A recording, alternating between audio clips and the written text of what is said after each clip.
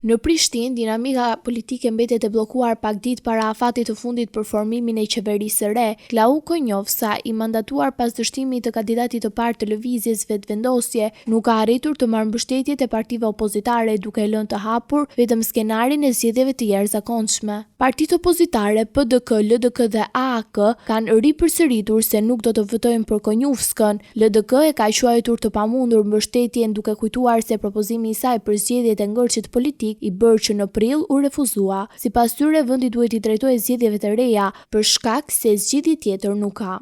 Edhe AAK ka bërë të qartë se nuk do të jap vot për të mandatuarin e LVV-s. Përfaqësues të kësaj partie kanë konfirmuar se ka pasur përpjekje individuale për të siguruar vota, për qëndrimi i tyre mbetet i pandryshuar. Sipas tyre, LVV nuk ka treguar vullnet për të ndërtuar institucione që prej seancës së parë së legjislaturës së re. Në këtë situatë, analistët politik shprehin skeptizëm se Konjovska mund të sigurojë votat e nevojshme. Sipas tyre, nuk ka asnjë indikim se parlamenti do të arrit të formojë një qeveri të re, ndërsa qeveria e përkohshme nuk mund të quhet teknike në kuptimin klasik të fjalës. 9 muaj pas zgjedhjeve të 9 shkurtit, Kosova mbetet pa institucione të reja, ndërsa zvarritja po shtron rrezikun për mosmiratimin në kohë të buxhetit të vitit 2026, me afatin kushtetues drejt fundit, vendi duke gjithnjë më pranë një tjetër procesi zgjedhor.